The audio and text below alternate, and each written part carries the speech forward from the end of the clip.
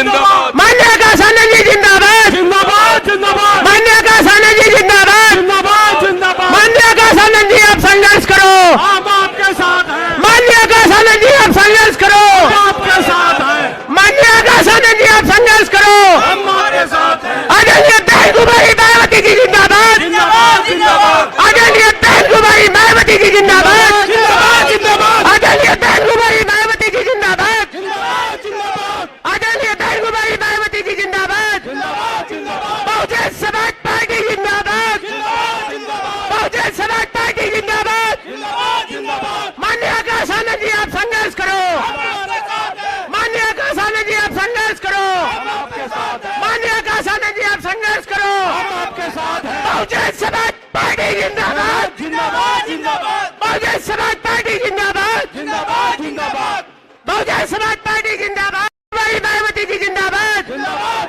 Party जिंदाबाद, जिंदाबाद जिंदाबाद, बहुजन समाज पार्टी जिंदाबाद। जिंदाबाद जिंदाबाद। भैया मंच को खाली कर दीजिए। जिसका मंच पे नाम नहीं है आपसे निवेदन है मान्य आकार करें। सभी बहुजन समाज पार्टी जिंदाबाद, जिंदाबाद जिंदाबाद, बहुजन समाज पार्टी जिंदाबाद, जिंदाबाद जिंदाबाद, माननीय शमसुद्दीन राय साहब जिंदाबाद, जिंदाबाद जिंदाबाद, माननीय शमसुद्दीन राय साहब जिंदाबाद, जिंदाबाद जिंदाबाद, आदरणीय बहन कुमारी मायावती जी जिंदाबाद। जिंदाबाद जिंदाबाद। भाई मंच पे जैसे सभी साथी हट जाए, मंच पे जैसे सभी साथी हट जाए। स्टेज से भैया उतर जाए। सभी निवेदन है जिसका स्टेज पे नाम है वही रहेगा, बाकी सब उतर जाए। स्टेज से सभी लोग उतर जाए जिन जिनका नाम है। एक एक करके मंच के संचालन महोदय से निवेदन है। संचालक जी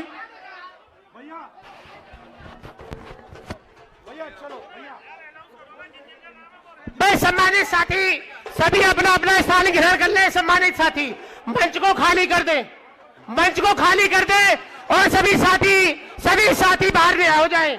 सभी सम्मानित साथी मंच को खाली कर दे। भाई ये बंद कर दो भाई, ये बंद कर दो आप लोग।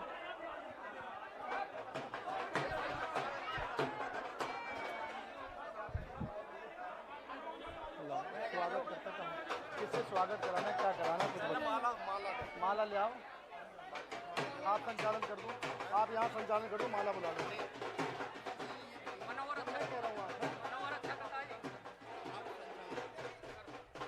सम्मानित साथी सभी साथी अपना स्थान ग्रहण कर ले। आपके हमारे नेता नेशनल कोऑर्डिनेटर माननीय आकाश आनंद जी हमारे बीच आ चुके हैं। मेरे सभी साथियों से निवेदन है कि सभी साथी अपना अपना स्थान ग्रहण कर लें। मेरा सभी साथियों से हाथ जोड़ के निवेदन है, आपके हमारे नेता आदरणीय आकाश आनंद जी हमारे बीच आ चुके हैं। आप और हम जिनको सुनने के लिए आए थे वो हमारे बीच आ चुके हैं। आदरणीय आकाश आनंद जी आप सभी साथियों से विनती है कि अपना अपना स्थान ग्रहण कर लें। माननीय आकाश आनंद जी आप संघर्ष करो, हम तुम्हारे साथ हैं। बहुजन समाज पार्टी जिंदाबाद, जिंदाबाद जिंदाबाद।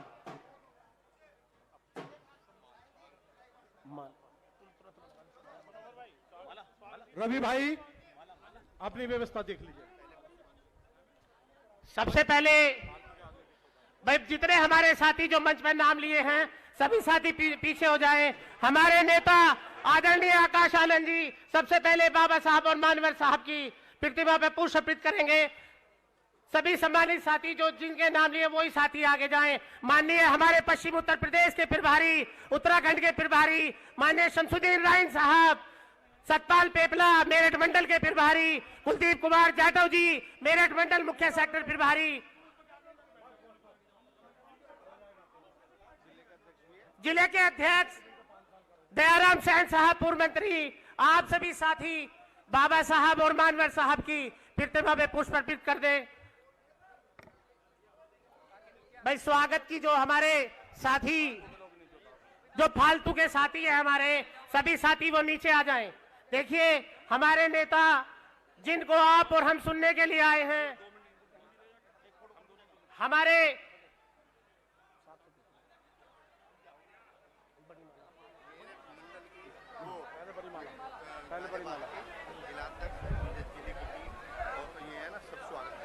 सबसे पहले गाजियाबाद के जिलाध्यक्ष गाजियाबाद के जिला अध्यक्ष और जिले की टीम, माननीय हमारे नेता नेशनल कोऑर्डिनेटर माननीय आकाश आनंद जी का स्वागत करेंगे। माननीय जिले के जिला अध्यक्ष, बड़ी वाली माला ले आओ, तुम वहां लग गए, माला ले आओ, इसे क्यों उतार रहे हो अभी?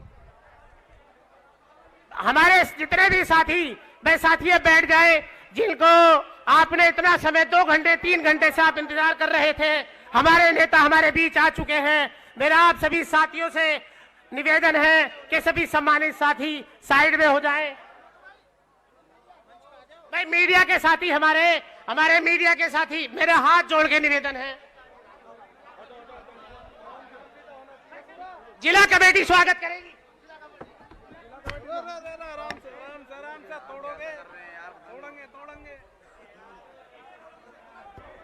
हेलो,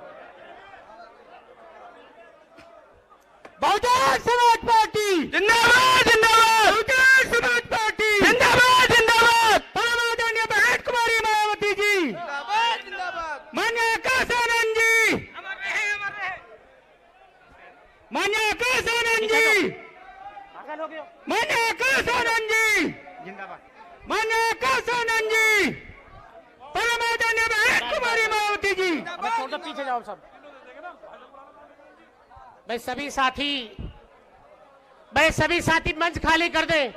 मेरा आप सभी साथियों से रिक्वेस्ट है। भाई देखिए, दोनों का ये मत हटाओ भाई, भाई सामने से साथी हट जाए। आप हट जाइए भैया, आप हट जाइए भैया, इधर आ जाओ आप।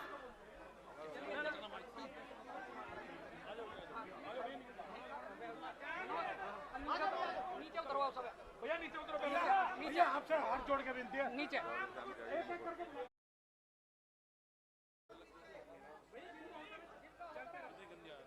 भैया सभी साथी हट जाए। दद्दू भाई, भाई सभी साथी आ जाए। अब मंच की व्यवस्था बना के रखे, सभी साथी हमारे पीछे आ जाए। सम्मानित साथी, सभी साथी मंच से नीचे चले जाए जिनका स्वागत हो गया। भैया उतर जाए सभी। पन्नालाल कश्यप जी स्वागत करेंगे माननीय आकाश आनंद जी का, माननीय शमसुद्दीन राइन साहब का। भाई साथी आप हटते क्यों नहीं हो भाई? अरे अजीत भाई कहाँ यार आप लोग जा रहे हो? चलो चलो, यार देख लो यार क्या हालत हो रही है।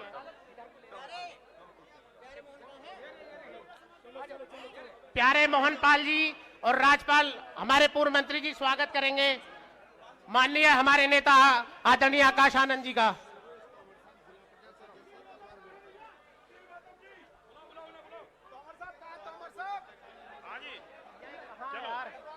यार क्या हो रहा है भाई? मंच की व्यवस्था बना के रखे सभी साथी मंच की व्यवस्था बना के रखें।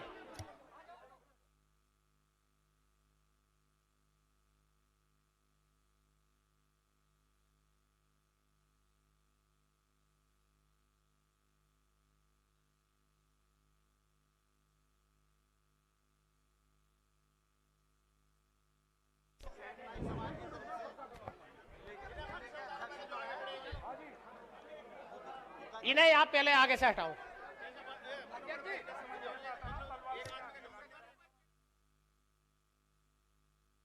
ये साथी जो भैया जिनका स्वागत कर दिया है जिन लोगों ने, वो साथी क्यों नहीं हट रहे हैं? भाई साथी हट जाए, जिनका स्वागत हो गया है वो साथी हट जाए। केशव भाई आप आ जाओ पीछे, केशव भाई आ जाओ, उधर से हटा दो। भाई सैन समाज आदरणीय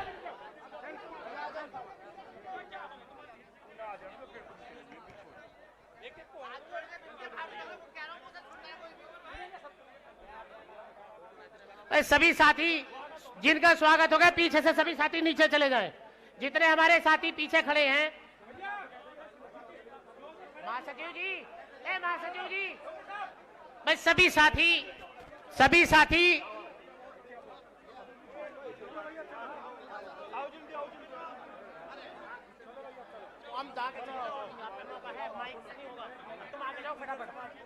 भाई गुर्जर समाज के हमारे साथी, हमारे नेता आदरणीय आकाश जी पश्चिम के प्रभारी माननीय शमसुद्दीन राइन साहब का स्वागत करेंगे।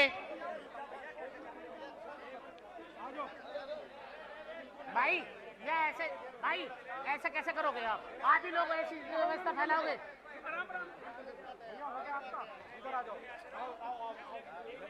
इन्हें फ्री हो जाने दो, मैं तो जब भी तलवार दूंगा। तुम्हारा हम साथ देंगे, मुझे बुला लेना। आओ भैया आओ, मैं इतना गाड़ी में से मंगवा ले रहा हूँ। मंगवा लो। चार छाप लगा तुम मुझे बुला लेना बस। भाई मैं सभी साथियों से, हमारी कुछ मात्र शक्ति बहनें हमारी, भाई सभी साथी जगह बना ले, सभी साथी हट जाएं। तिलक चौधरी साहब आप हट जाइए, वहां से जगह बनाइए। भाई हट जाइए।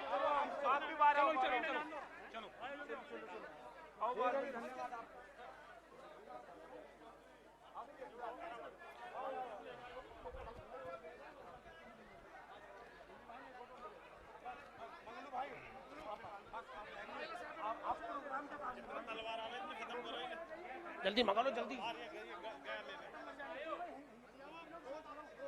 हाँ टोपी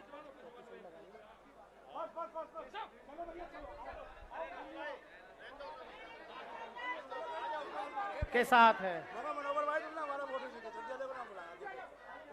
मैं तो खुद यहाँ खड़ा हूँ। अरे मेरा तो खुद ना खींचा भैया, मैं तो यहाँ खड़ा हूँ। मेरा खिंच गया तो मुझसे कहते भी।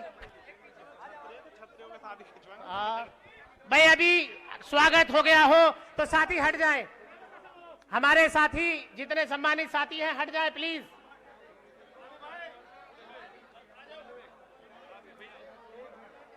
नरेंद्र मोहित जी और रवि भाई जी आप स्वागत करेंगे। आप बस मना कर दिया जी, मना कर दिया।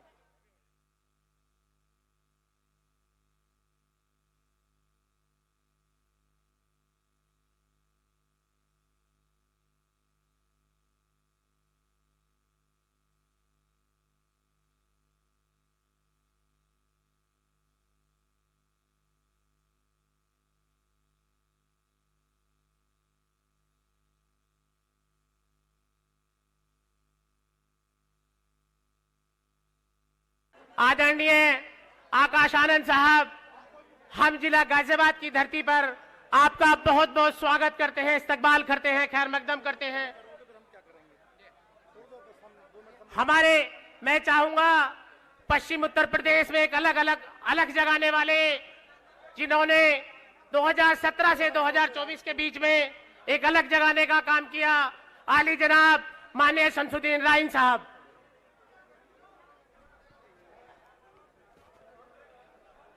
मैं सबसे पहले भारत के संविधान को बनाने वाले बाबा साहब बी.आर. अम्बेडकर साहब, बामसेब DS4 बहुजन समाज पार्टी के संस्थापक मानवर काशीराम साहब को श्रद्धा सुमन अर्पित करते हुए आज एक दिवसीय कार्यकर्ता सम्मेलन के मुख्य अतिथि व राष्ट्रीय कोऑर्डिनेटर नौजवानों की दिल की धड़कन, आज मैं पश्चिमी यूपी के साथ साथ पूरे देश के अंदर नौजवानों के जो प्रतीत हैं, नौजवानों के दिलों में राज करने वाले राष्ट्रीय कोऑर्डिनेटर भाई आकाश आनंद जी हमारे बीच में आ गए हैं। उनका जोरदार ताली बजाकर स्वागत करो, जोरदार ताली बजाकर।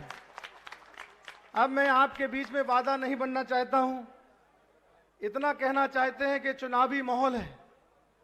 मैं सर समाज के साथ साथ मैं सरी समाज से अपील करता हूं, क्योंकि आज इस लोकसभा गाजियाबाद में और बागपत के अंदर जिस तरीके से माहौल पैदा है, आज सर समाज के लोग अगर किसी को वोट देने के बाद तैयार हैं तो बहुजन समाज पार्टी के लिए देने के लिए तैयार खड़े हैं।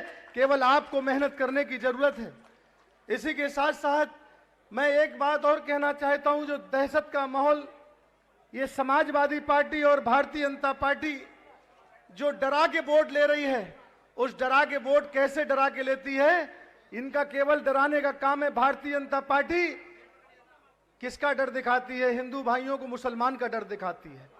और समाजवादी पार्टी मुसलमानों को बीजेपी का डर दिखा के वोट लेती है। ये डराने वाले लोग हैं। और बहुजन समाज पार्टी की नेता बहन कुमारी मायावती जी मिलाने वाली नेता हैं, इसलिए मिला के हम लोग वोट देना चाहिए और फर्ज समाज में भाईचारा बनाना चाहिए।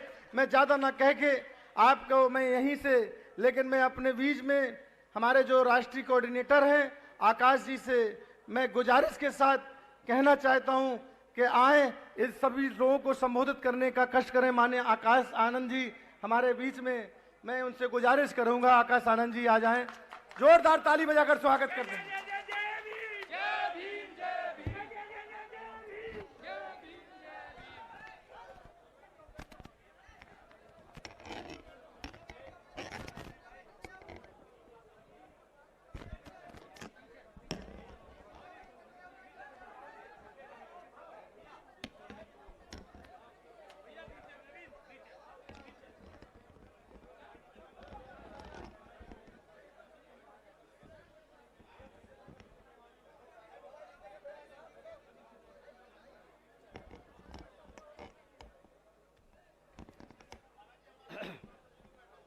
जय भीम साथियों। इससे पहले मैं अपनी बात शुरू करूं, मैं आप सबसे दरख्वास्त करूंगा आप सब आराम से बैठ जाएं। हमारे मीडिया बंधु भी आराम से अपनी जगह ले लें, खुल के। सबका फोटो आएगा, सबका वीडियो आएगा। सब अपना थोड़ा सा आराम से पीछे होके पोजीशन ले ले प्लीज। हमारे जितने भी साथी हैं मंच पे पीछे खड़े हैं वो भी सब आराम से बैठ ले। आप सब आराम से बैठ ले प्लीज।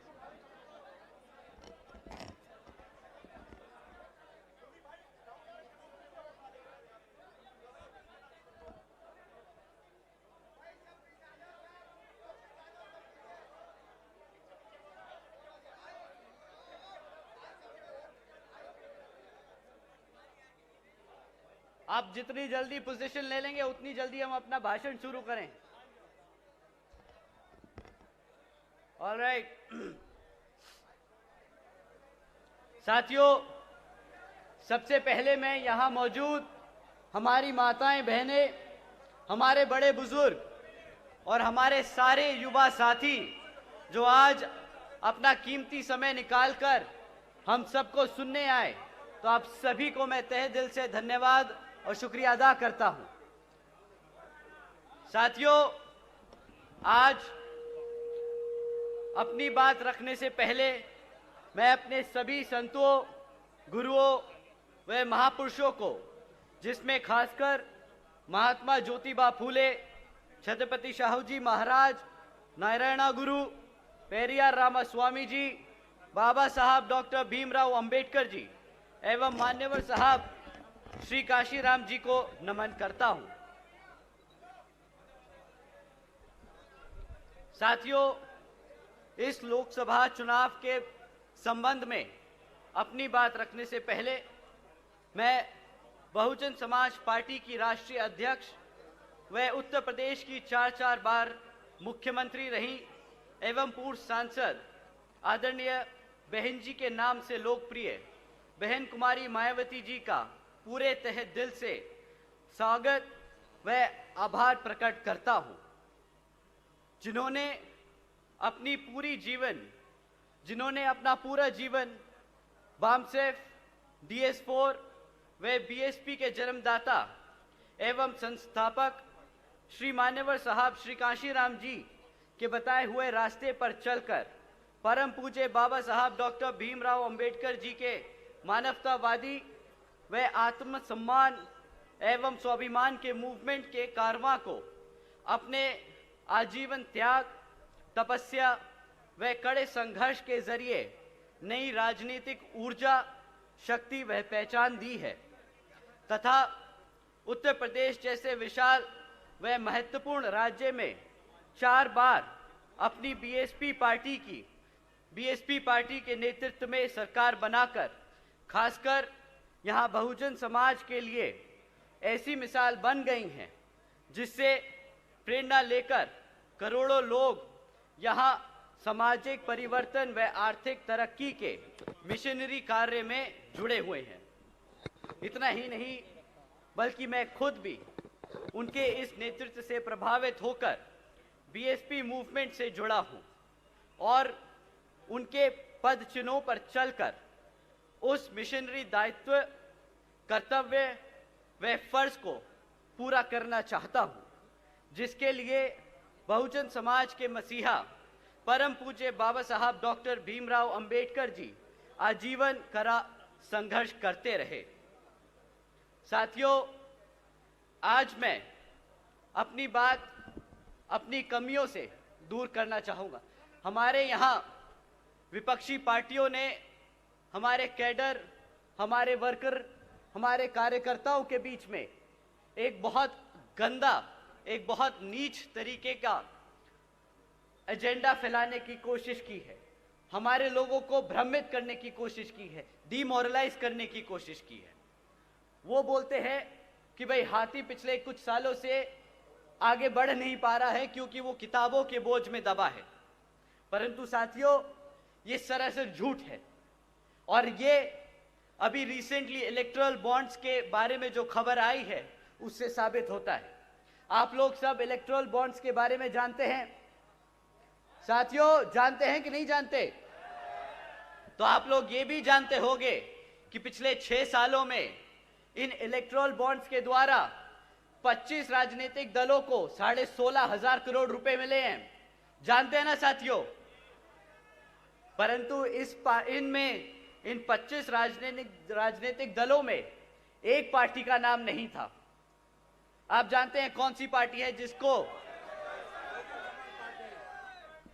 जब आप ये सब बखूबी जानते हैं कि बीएसपी ने आज तक एक भी रुपया किसी पूंजीवादी या कंपनी से पैसा नहीं लिया है, तो कैसे बोल सकते हैं कि हाथी पे किताबों का बोझ है? हाथी पे किताबों का बोझ नहीं, वो अपना कार्यकर्ता उस किताब को अपना कर्तव्य समझता है ताकि वो अपने मूवमेंट को आगे चला सके। जानते हैं ना आप सब साथियों कि बीएसपी ना कभी किसी पूंजीवादी के पैसों से लेके अपना इलेक्शन लड़ती है और ना ही आगे कभी लड़ेगी। तो साथियों, जैसा कि आप सब जानते हैं कि ये जो लोग बोलते हैं कि बीएसपी कार्यकर्ताओं पे बोझ डालती है, ऐसा कुछ नहीं। बीएसपी अपने लोगों के तन, मन और धन से, श्रद्धा से चलती है। साथियों, जैसा कि आप जानते हैं कि लोकसभा के आम चुनाव चल रहे हैं और इस लोकसभा चुनाव में अन्य पार्टी आप लोगों से आकर आपसे वोट मांगने का काम करेगी। परंतु इस बारी आप वोट डालने से पहले उनसे पिछले 10 साल का रिकॉर्ड जरूर मांगिएगा कि पिछले 10 सालों में जब वो सत्ता में रहे हैं तो उन्होंने आप लोगों के लिए क्या काम करके दिए। साथियों, आप जानते हैं कि बहन जी के सख्त आदेश हैं कि बीएसपी कभी मैनिफेस्टो जारी नहीं करती, बीएसपी कभी आने वाले 5 सालों के बारे में वादे नहीं करती। बीएसपी हमेशा अपने पिछले कामों को लेकर चुनावी मैदान में उतरती है और अपने सपोर्टर्स को बताती है कि किस तरह उसने अपने 5 साल के कार्यकाल में क्या क्या काम करे।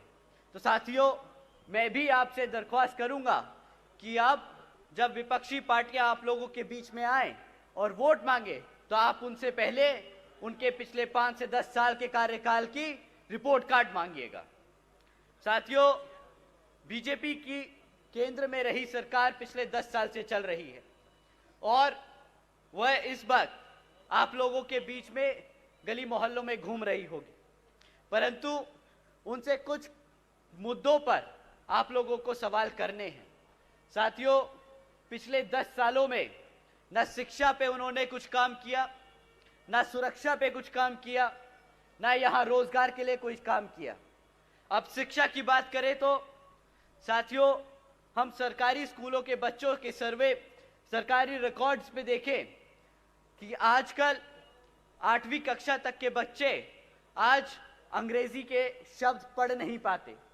अगर हम एजुकेशन की बात करें तो स्कूलों में, सरकारी स्कूलों में आप बच्चों से अंग्रेजी में बात करने को कहें तो बेचारे सेंटेंस नहीं बना पाते। जा रही बात मैथ की, प्लस माइनस मल्टीप्लिकेशन डिवीजन की, तो 8वीं तक के कक्षा के बच्चे, आधे बच्चे आज बेसिक मैथ्स नहीं कर पाते। और आजकल आज 65% से अधिक सरकारी स्कूलों में कंप्यूटर्स तक की फैसिलिटी नहीं है। साथियों, आप सब जानते हैं कि शिक्षा कितनी महत्वपूर्ण होती है एक बच्चे का भविष्य बनाने के लिए।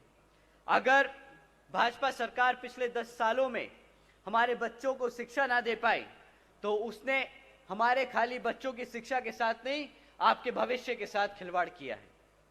साथ ही साथ आज साथियों 10 साल में शिक्षा तो पूरी कर नहीं पाए, ना बेचारे रोजगार दे पाए हैं। आज 3 में से 1 ग्रेजुएट युवा साथी बेरोजगार घूम रहा है।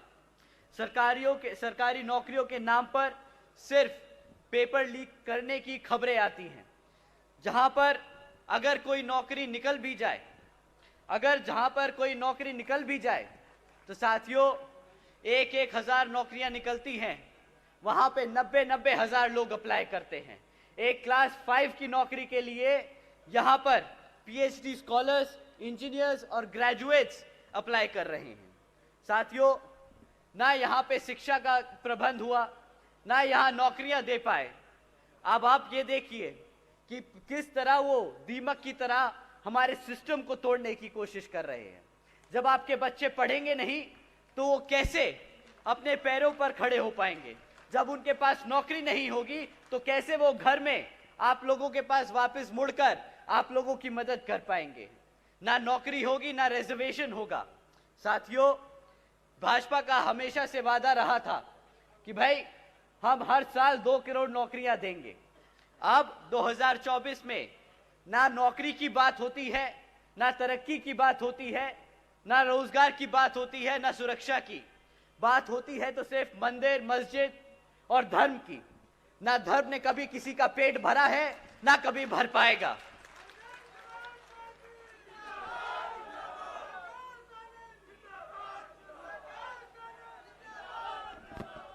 साथियों, जब वो रोजगार ना दे पाए तो अब अपनी आवाम को भूखा तो रखेंगे नहीं।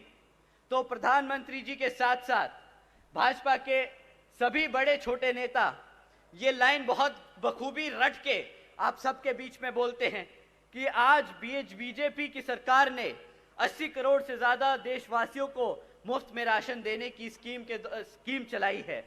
परंतु कोई इनसे पूछे कि भाई 80 करोड़ लोगों को अगर आपकी खाने की स्कीम में, आपके खाने राशन की स्कीम पे डिपेंड होना पड़ रहा है, तो मतलब आज आधे से ज्यादा देश गरीबी रेखा के नीचे खड़ा है। तो किस बात की वो डेवलप्ड इकोनॉमी की बात करते हैं? किस मुंह से बोलते हैं कि ये इंडिया आगे बढ़ रहा है?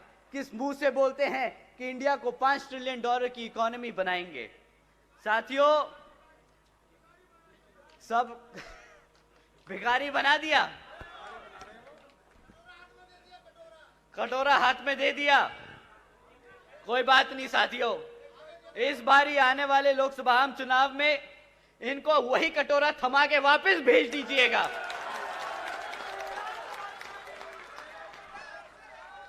साथियों, इन्होंने आप लोगों को मुफ्त में राशन देने की स्कीम चलाई।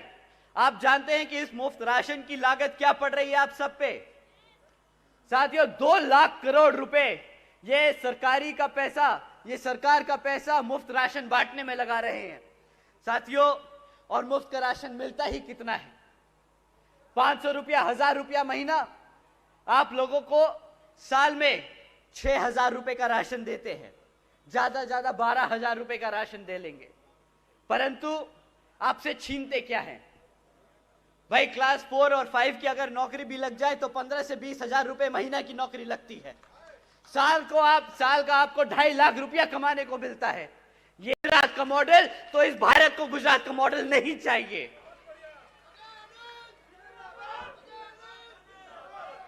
साथियों, 200 किलो रुपए टमाटर, तभी वो मुफ्त में राशन बांट रहे हैं। साथियों, उन्होंने वादा किया था कि काला धन वापस लेके आएंगे। कौन सा काला धन वापस आया? काले धन के नाम पे उन्होंने कितने ही काम किए हो, नोटबंदी करी। अब आप लोगों के पास, सबके पास डेटा है आरबीआई का कि भाई सारा काला धन तो दूर की बात, सारा कैश वापस आ गया, सारा कैश वापस सिस्टम में आके वापस चला भी गया।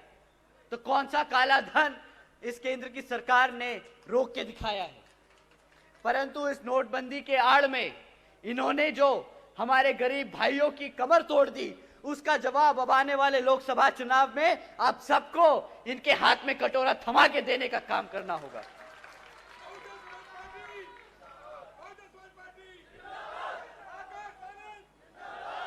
साथियों, ये तो रही केंद्र की भाजपा सरकार।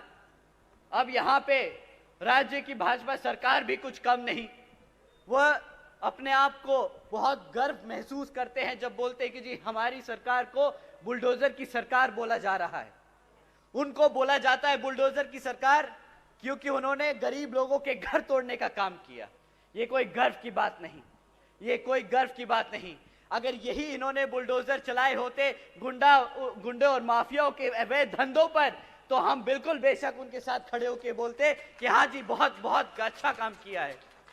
परंतु जो आपने गरीब लोगों के घर तोड़े ना, मुख्यमंत्री जी को आने वाले विधानसभा आम चुनाव में इसका भी जवाब देना होगा। साथियों, ये सरकार अपने आप को फाइनेंशियली साउंड बहुत बोलती है कि हम बहुत टाइप की टेक्नोलॉजी ला रहे हैं, हम बहुत ज्यादा डेवलपमेंट कर रहे हैं। इनसे अगर हम आपके सामने अगर एक डेटा रखें तो इनसे इनकी फाइनेंशियल प्रूडेंस समझ आती है। साथियों, जब भाजपा की सरकार केंद्र में 2014 में आई थी तो केंद्र सरकार पर 58,60,000 करोड़ का कर्जा था। आज 10 साल बाद 2014 में इस भारत सरकार ने अपने ऊपर 152 लाख करोड़ का कर्जा ले लिया है। 152 लाख करोड़ का कर्जा जो यहाँ के देशवासियों को देना पड़ेगा, हमारे भारतीय लोगों को देना पड़ेगा अपनी मेहनत की कमाई से। साथियों, ये 152 लाख करोड़ का हिसाब अब इनसे हमें मांगना होगा कि इन्होंने ये 152 लाख करोड़ रुपए खर्चे तो कहाँ खर्चे, क्योंकि ना हमारे युवा साथियों के पास रोजगार है, ना हमारी बहन बेटियों के पास सुरक्षा है, और ना ही हमारे यहाँ पे कोई नए स्कूल्स और कोई हेल्थ केयर के लिए हॉस्पिटल्स बनाए गए। साथियों, यह तो रही भाजपा की सरकार की हाल। अभी आपके बीच में लाल टोपी वाले भी आएंगे, वो भी बोलेंगे कि हम आप लोगों के लिए आपके हकों की लड़ाई लड़ेंगे। पर बहुत ये युवा या साथी यहाँ बोले कि भैया हमने इनको मौका दे के देख लिया। ये जब नए नए आए थे टोपी पहन के साइकिल पे घूमे और बोले कि हम युवा नेता हैं, हम यहाँ पे युवा साथियों का बहुत सहयोग करेंगे, उनके लिए रोजगार देंगे। परंतु वो हमें टोपी, वो खुद टोपी पहन के हमें भी पिछले 5 साल में टोपी ही पहनाते रह गए। साथियों, उन्होंने एक तरफा, जिस समाज ने उनको एक तरफा वोट डाला, पिछले कुछ दिनों ने आप लोगों ने सबने देखा कि किस तरह जब इस समाज पर उत्पीड़न हुआ, जब इस समाज पर तकलीफें आई, तो किस तरह इस समाज के समाजवादी पार्टी के अध्यक्ष चुप्पी साधे बैठे रहे। साथियों, जो आपके हकों के लिए नहीं बोल सकता, जो आपके हकों के लिए नहीं लड़ सकता, वो आपके वोटों का हकदार नहीं। साथियों, जैसा कि मैंने आपसे शुरुआत में कहा था कि बहन जी ने हमसे कहा है कि आप जनता के बीच में जाइए और हमारे काम के बारे में बताइए, ताकि हमारा वोटर, हमारे समर्थक, हमारे लोग वही आगे जाके समाज में आगे सबको बता सके। तो साथियों, मैं आपके सामने बहन जी के गवर्नेंस मॉडल के बारे में कुछ बातें बताना चाहूँगा। साथियों, बहन जी के गवर्नेंस मॉडल के तहत बसपा ने अपनी सरकार के चलते हुए महामाया गरीब बालिका आशीर्वाद योजना चलाई थी, जिसके तहत 3,25,000 बच्चियों को 1-1 लाख रुपए देने का बहन जी ने काम किया था। साथियों, देश में पहली बार ऐसा हुआ था कि बच्ची पैदा होते ही लखपति बन गई थी। साथियों, बहन जी ने इस योजना के तहत 3,250 करोड़ रुपए अपनी बच्चियों को देने का काम किया था। बहन जी के गवर्नेंस मॉडल के तहत बसपा की सरकार ने सावित्रीबाई फूले बालिका शिक्षा योजना भी चलाई थी, जिसके तहत 7 लाख से ज्यादा बच्चियों को 12वीं तक की शिक्षा प्राप्त करने हेतु बहन जी ने 600 करोड़ रुपए से ज्यादा इन बच्चियों को पढ़ाने के लिए खर्चे थे। साथियों, बहन जी ने एक तरफ हमारी बच्चियों को मुफ्त में शिक्षा देने का काम किया ताकि वो अपना पढ़ लिख कर अपने पैरों पर खड़ी हो सके। दूसरी तरफ ये सरकार आपको हर महीना मुफ्त में राशन देती है ताकि आपके बच्चों का भविष्य इन पर निर्भर हो जाए, आप लोग अपने पैरों पर ना खड़े हो पाए।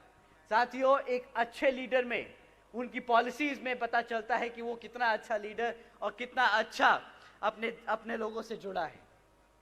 साथियों, बहन जी के गवर्नेंस मॉडल के तहत बसपा ने सरकारी कॉलेजेस के साथ साथ व्यावसायिक technical institutes, engineering colleges, polytechnic एवं इंडस्ट्रियल ट्रेनिंग इंस्टीट्यूट्स के में अन्य पिछड़े वर्गों के छात्रों के लिए 27% आरक्षण की व्यवस्था तय की थी।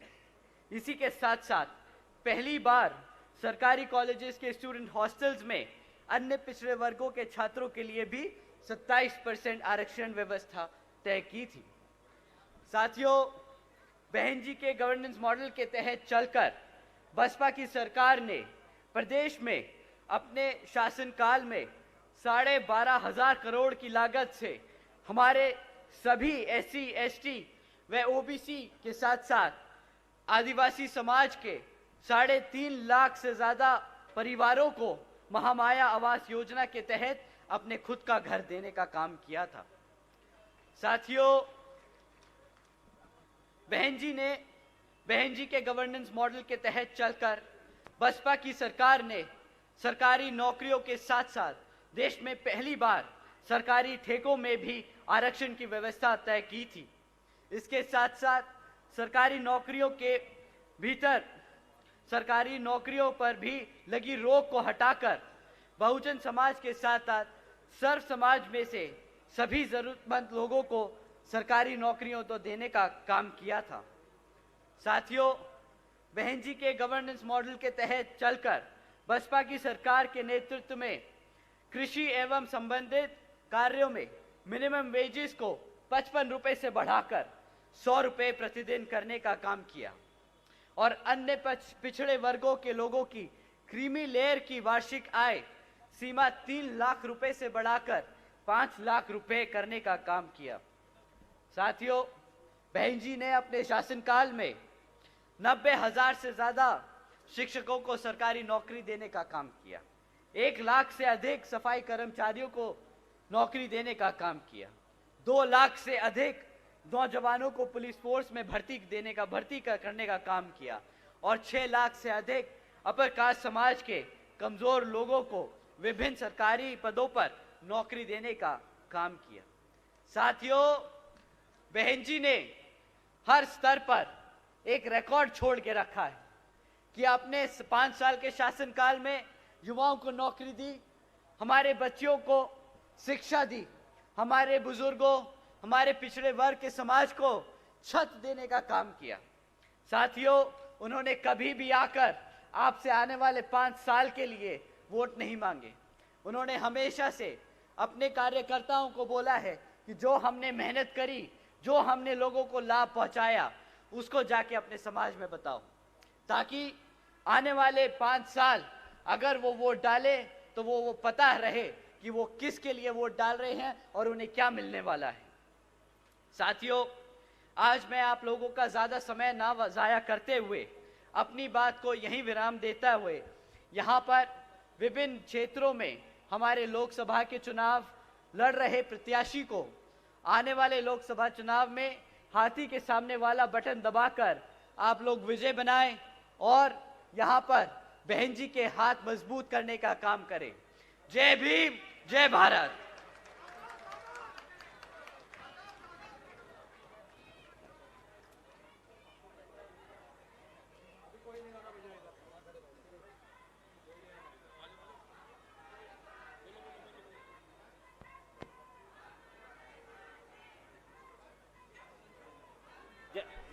सभी को जय भीम, जय महाराणा प्रताप।